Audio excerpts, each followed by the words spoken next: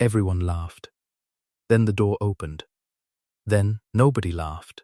The Michaelmas ball at Pembridge Hall was, by design, the largest the county had seen in a decade, because Marcus Renfield, 9th Duke of Pembridge, needed it to be. The estate carried debts inherited from a father who had gambled away 2 good farms and mismanaged a third, and the one certain remedy sat, that evening, somewhere among 200 guests in the person of Sir Nathaniel Grey, a shipping merchant risen to a baronetcy through sheer relentless competence, the wealthiest commoner in 3 counties, and the man whose capital alone could see the Pembridge Canal scheme built and the estate's fortunes restored within a decade.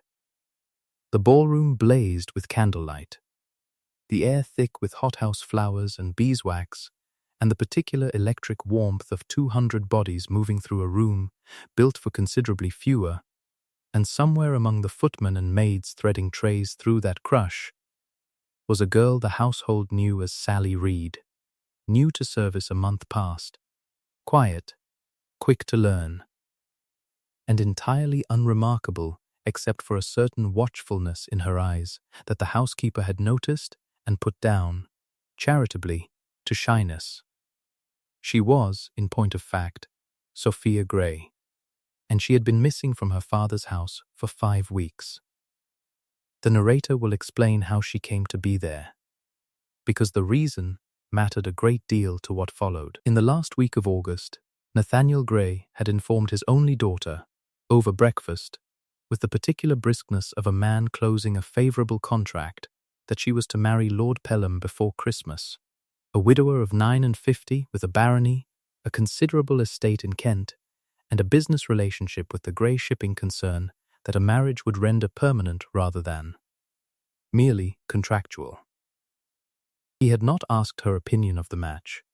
He had informed her of it as settled, and when she had objected, plainly and at length, he had told her, not unkindly but with total finality, that a father who had built a fortune from nothing understood a great deal more about securing a family's future than a 23-year-old girl with romantic notions. Sophia had packed 1 bag that same night and left before dawn, taking a coach north under a false name with the small savings of her own pin money, and had presented herself at the servants' entrance of Pembridge Hall a week later, recommended by a former nursery maid of her own family who now kept house for a Pembridge tenant farmer, and had agreed, out of old affection and considerable misgiving, to vouch for a young woman calling herself Sally Reed. She had not intended to hide for 5 weeks. She had intended, in the vague and frightened way of a girl who had never once had to plan her own escape, to earn enough to reach a distant cousin in Scotland who might shelter her until her father's temper cooled or his business needs shifted. She had not accounted for how quickly a month of scrubbing floors could pass, nor for how thoroughly a household absorbs a new pair of capable hands, nor for the particular terror of a letter home that might, once sent, bring her father's agent straight to the hall's door before she had anywhere else to go. Now she stood on the far side of a broken tray, in the exact house she had meant to leave unnoticed within a fortnight, 5 weeks having somehow become the length of an entire small season.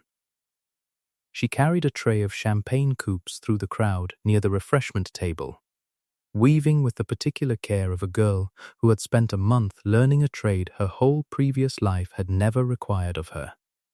And it was there, at the worst possible angle, with the Duke himself turning unexpectedly into her path in conversation with 2 of his cronies, that her slipper caught the hem of her own skirt, and the tray went, along with 4 coupes of good champagne, across the polished floor and very nearly across the Duke's own waistcoat.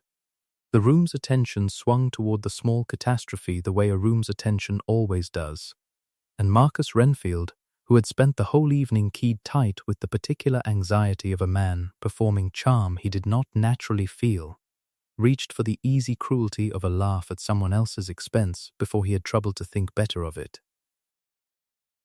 "Good God," he said, loudly enough to carry, brushing at his sleeve with theatrical disgust, "one begins to wonder whether the agencies are training girls for service or for the circus.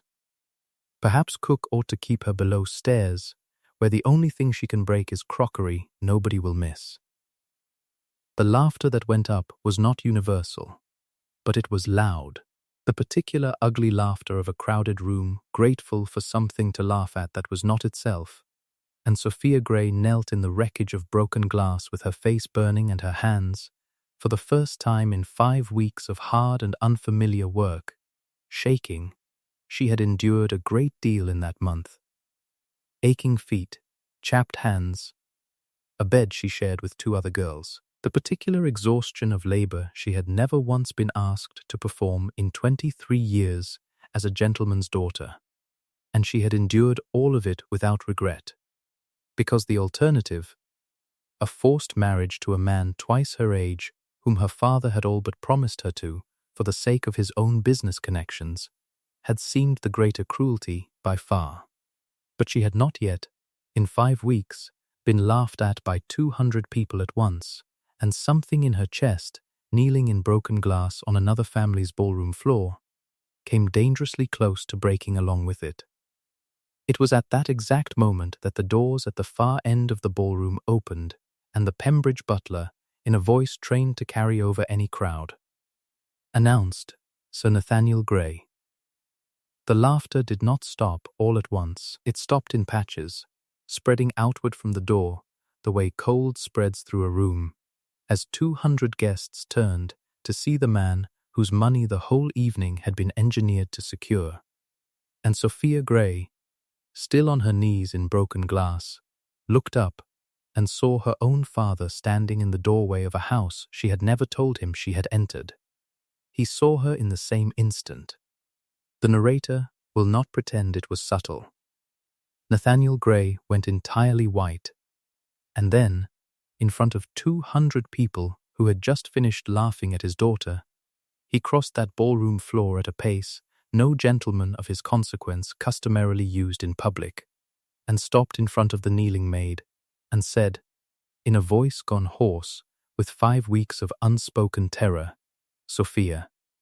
Sophia Gray rose from the floor of the Pembridge ballroom, broken glass and spilled champagne soaking into the hem of a housemaid's dress, and dropped a curtsy to her father, not the brisk, correct bob a servant offers a passing gentleman, but the deep, unhurried curtsy of a daughter greeting her own father after a long absence, her chin lifted.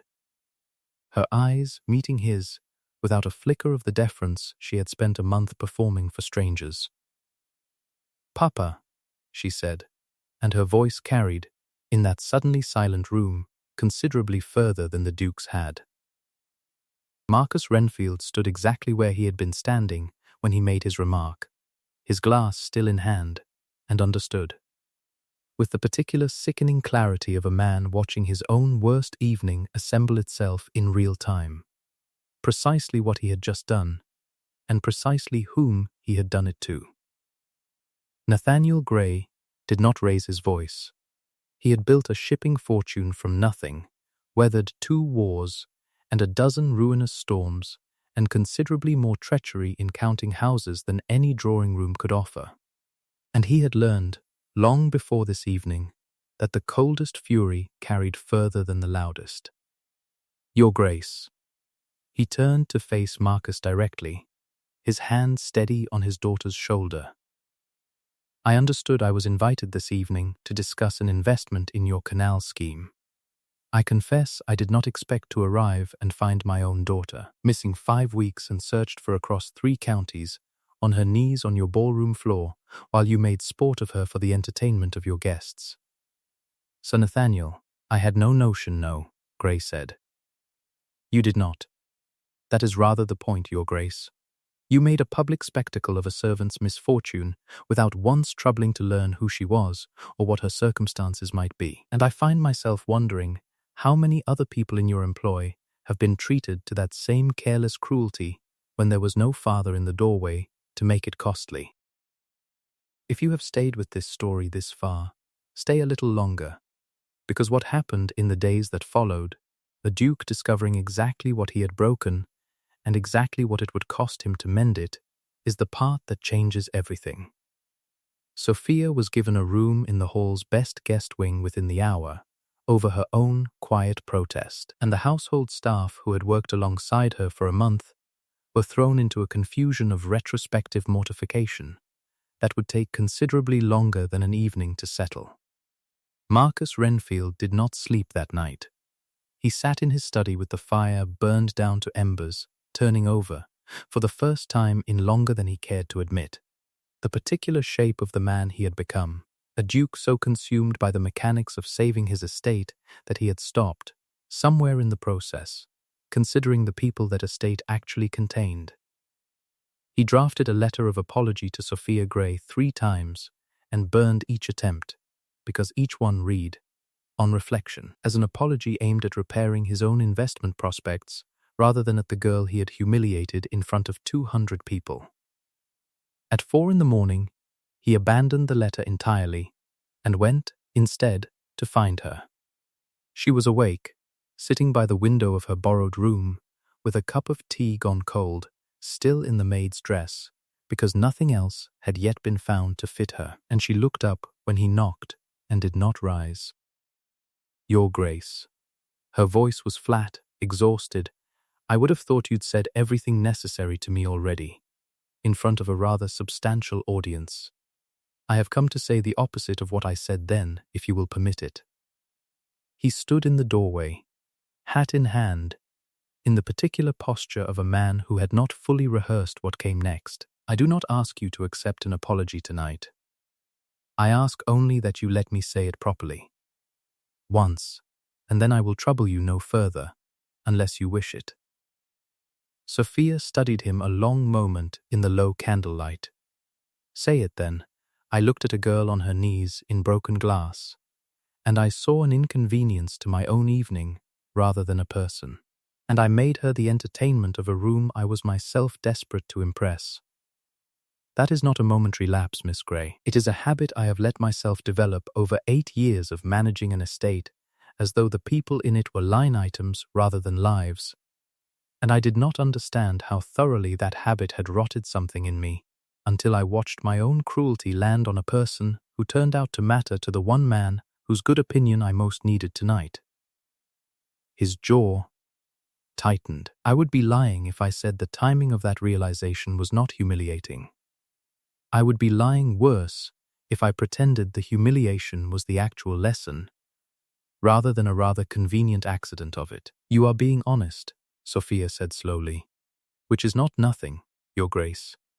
But it is also considerably easier to be honest with the daughter of the man whose money you need than it would have been with the maid you believed I was an hour before my father walked through that door." It landed, and he let it land, and did not flinch from it, which she had not entirely expected. "You are right to say it. I do not have an answer that makes it less true." He looked at his own hands. "I can only tell you that I intend to find out, in the weeks ahead, whether I am capable of being the kind of man who would have apologized to Sally Reed exactly as thoroughly as I am now apologizing to Sophia Gray. I do not expect you to wait around to watch me prove it. I am only telling you that I mean to try." In the days that followed, Marcus called on her each afternoon in the small sitting room off the guest wing, with the housekeeper stationed properly within earshot. And it was there, on the 3rd such visit, that Sophia finally asked him the question she had been circling since the ballroom. "Why a canal, Your Grace? I understand the estate needs capital, but I confess I have wondered why you settled on that particular scheme rather than simply selling off another farm, as your father did."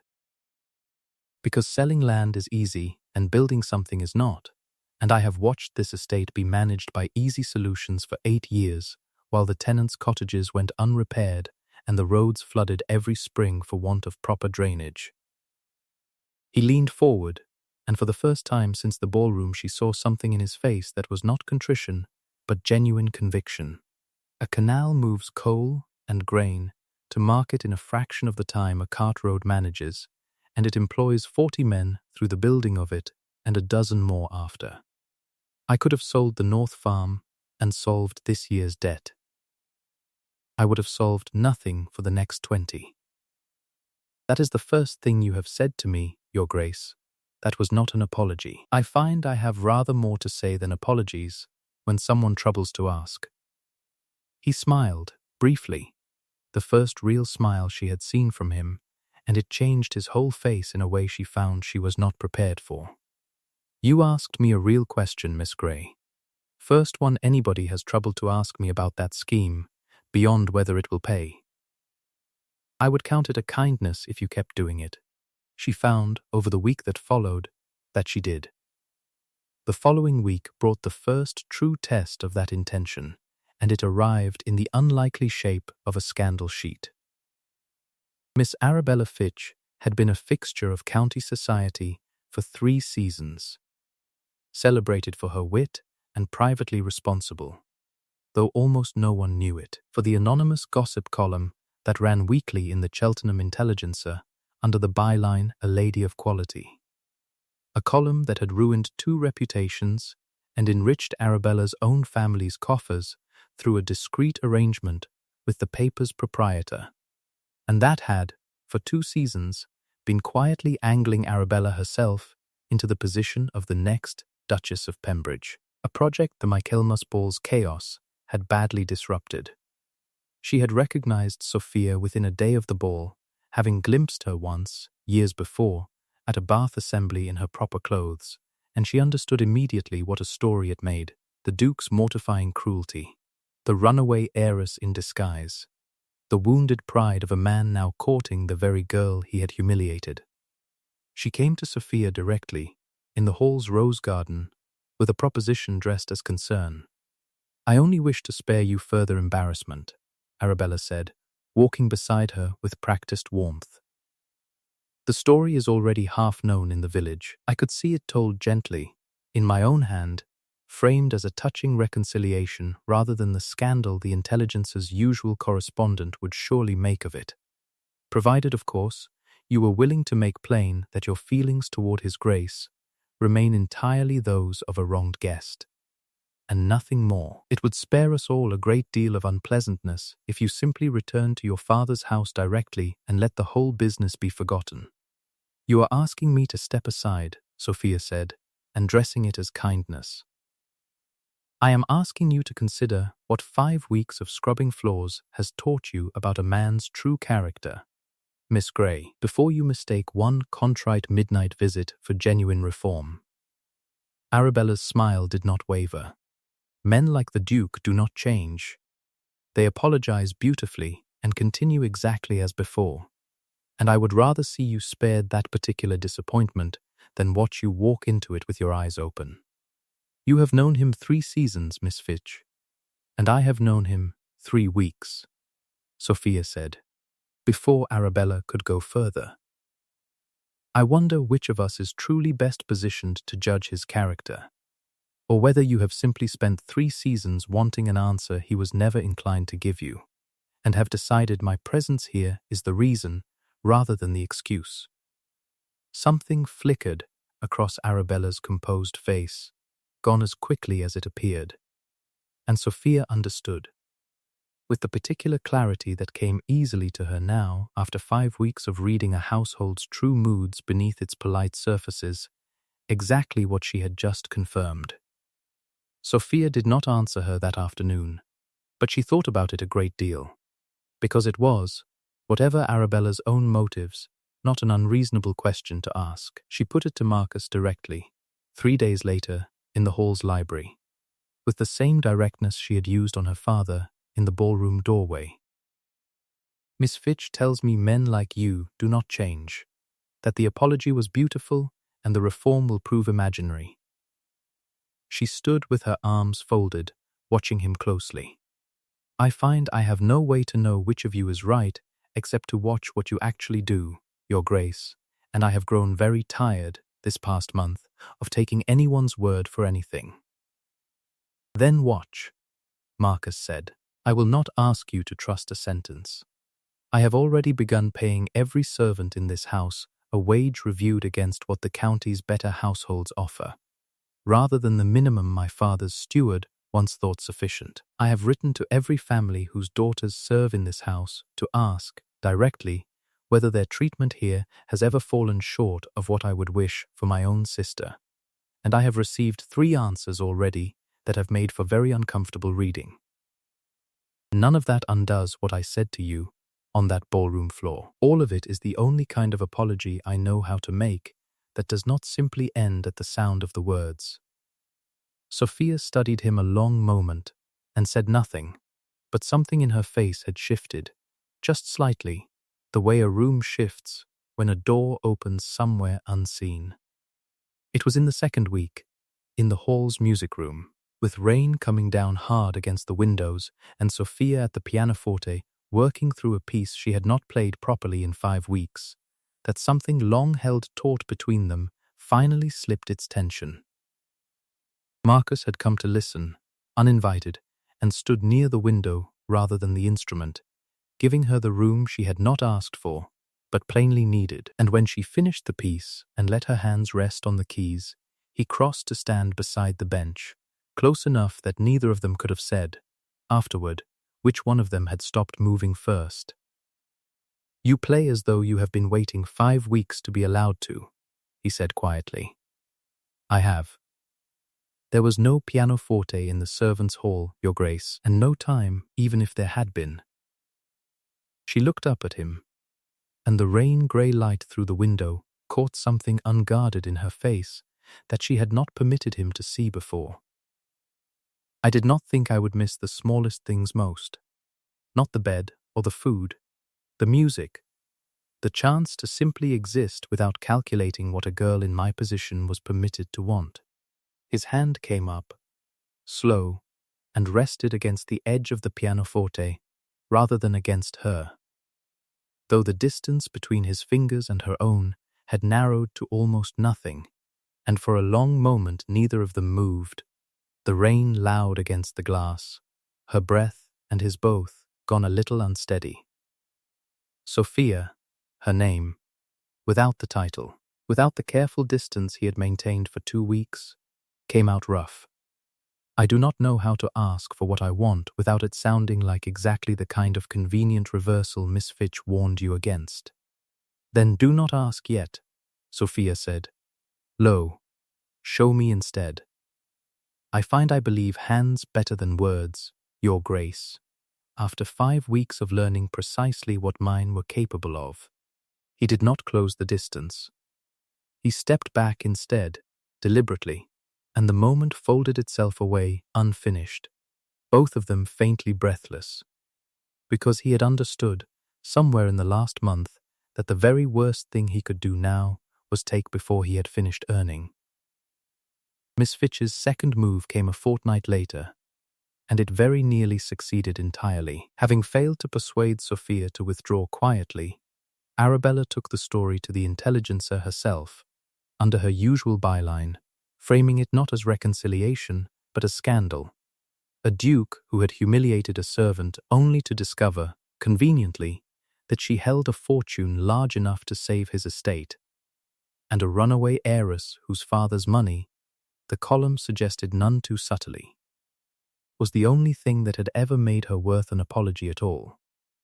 It was calculated with real precision, aimed exactly where it would cost the most, not at Marcus's reputation, which could weather scandal, but at the one question Sophia had never quite managed to silence in her own mind, whether his contrition was for her or for her father's capital. The column ran on a Thursday. By Friday, 2 of Nathaniel Gray's oldest business associates had written to express their unease at the arrangement, and Sophia herself sat in her room with the paper in her lap and a coldness in her chest that 5 weeks of scrubbing floors had never once produced. She did not go to Marcus first. She went to her father. "I need to know something, Papa, and I need you to answer honestly," she said. "Was any part of my going missing, or my working in that house, ever known to you beforehand? Did you arrange any of it, the way you arranged the match with Lord Pelham, without troubling to tell me?" "No," Nathaniel said, startled. "Sophia, I searched 3 counties for 5 weeks, not knowing whether you were alive. I would not have staged that for any fortune on earth." Then, the column is a lie built to look like truth, and I find I am angrier at that than I have been at anything since a man called me a circus act in front of 200 people. Something settled in her, cold and clear. I intend to answer it myself, Papa, in my own words, and I would be obliged if you would help me do it properly rather than simply forbidding me to speak, as you did with Lord Pelham. Nathaniel Gray looked at his daughter for a long moment, and something that had been rigid in his own face since the ballroom finally eased. You did not need my permission the first time either, he said. You proved that rather thoroughly by disappearing for 5 weeks. I will help you, Sophia. I am only sorry it took your vanishing to teach me that asking is better than arranging. He was quiet a moment, turning his own signet ring on his finger the way he did when a thing cost him to admit. I built this fortune so that no daughter of mine would ever have to scrub another family's floors for her supper, and instead I very nearly forced you into a marriage that would have cost you a great deal more than your pride. I have spent 5 weeks searching 3 counties telling myself I was the wronged party in all of it. I find, sitting here now, that I was not. No, Sophia said, gently, you were not. But you came to that conclusion faster than most fathers manage it, Papa, and I find I am willing to count that for something. Sophia's letter ran in the Intelligencer the following week, over her own name, plainly signed, and it did not defend Marcus Renfield so much as it refused, entirely, to let Arabella Fitch's version of events stand unanswered. I did not fall in love with the Duke's fortune saving my father's investment, she wrote, because I did not know, when I took work in that house, that my father's capital had anything to do with it, and neither, I have since learned, did the man who apologized to me at 4 a.m, with no notion whether I would ever forgive him, and no certainty that my father's money would ever be his to depend upon either way. I would ask a lady of quality to consider whether a woman who spent 5 weeks scrubbing floors to escape one arranged advantage is likely to walk calmly into another. I did not run from Lord Pelham's fortune to be caught by a duke's. I stayed at Pembridge Hall these past weeks because I have watched a man work, daily and without audience, to become someone worth staying for, and I find that considerably more persuasive than any column printed under a name its author has not troubled to sign. Marcus read the letter for the first time in the same edition of the Intelligencer as every other subscriber in the county, having deliberately declined Sophia's offer to see it beforehand, because he understood, better now than he had 2 months earlier, that this was hers to say in her own words without his approval attached to it. He read it standing in his own study, with his coffee going cold, and when he finished he sat down rather suddenly, because he had not expected, after everything, to find himself the subject of a young woman's public and unflinching defense. The letter did what Arabella's column could not survive. It named, without ever quite saying so outright, the essential cowardice of an unsigned accusation set against a signed reply, and the county's sympathy, which had wavered for exactly 1 difficult week, swung decisively back. Arabella Fitch's authorship of the Intelligencer's column was confirmed within the month by the paper's own proprietor, eager to distance himself from the scandal her overreach had finally caused, and she left the county for her aunt's house in Harrogate before the season's end. Her own prospects considerably diminished by precisely the kind of exposure she had specialized in inflicting on others.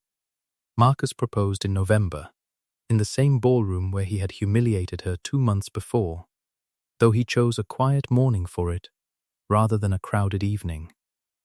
With the floor swept clean and the chandeliers dark, and no audience at all beyond the housekeeper, who had been let in on the plan and stood weeping openly by the door. I have thought a great deal, he said, about what it means that the worst moment of my life as a man happened in this exact room, and that I would like the best moment to happen here too, so that when I am old I will remember this floor for what I built, rather than only for what I broke. He knelt, not with practiced grace, but with the particular awkwardness of a man who had never once done this before and did not care who saw it fumbled.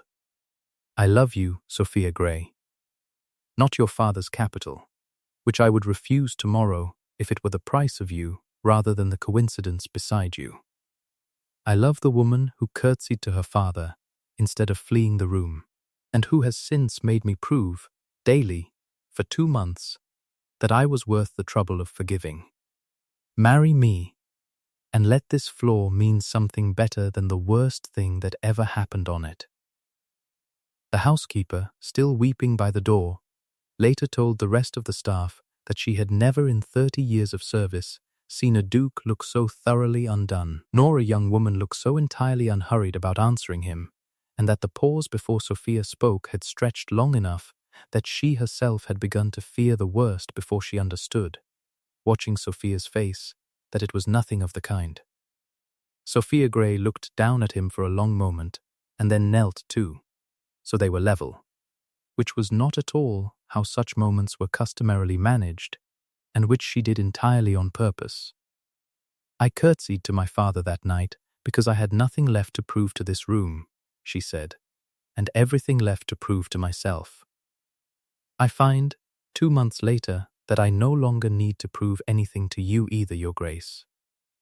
You have already shown me." She kissed him there on the swept floor of the Pembridge Ballroom, and what broke open in her was not triumph, but the plain, unbearable relief of being loved by a man who had earned it in daylight, in private, with no audience required to make it true.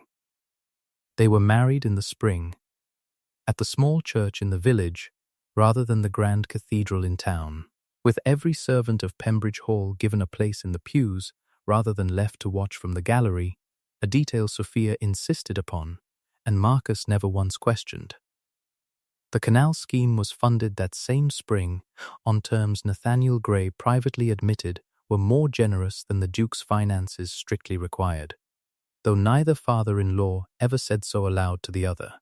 Pembridge Hall's wages remained fixed at the higher standard Marcus had set that autumn, reviewed and adjusted every year thereafter by the Duchess herself, who kept the household books with the same close attention she had once given, unknowing, to another woman's dinner service. A year later, on the same swept ballroom floor, the hall hosted its first Michaelmas ball since that terrible evening, and the Duchess of Pembridge made a point of greeting every servant carrying a tray by name before the doors ever opened to the guests, a habit her husband had adopted alongside her, without needing to be asked twice. Arabella Fitch, by then 2 seasons into a quiet and largely friendless retirement in Harrogate, was not spoken of again in Pembridge society, except as a cautionary example new brides were occasionally told, gently, by older women who remembered. On the sideboard of the hall's private breakfast room, in a place of quiet honor, sat a single willow-pattern teacup, its handle and rim laced with fine silver rivets, where it had been carefully mended after shattering on a ballroom floor one Michaelmas evening, kept, at the Duchess's own instruction, not to commemorate a cruelty, but to remind the house, every morning, of exactly how much can be rebuilt once a person finally troubles to look.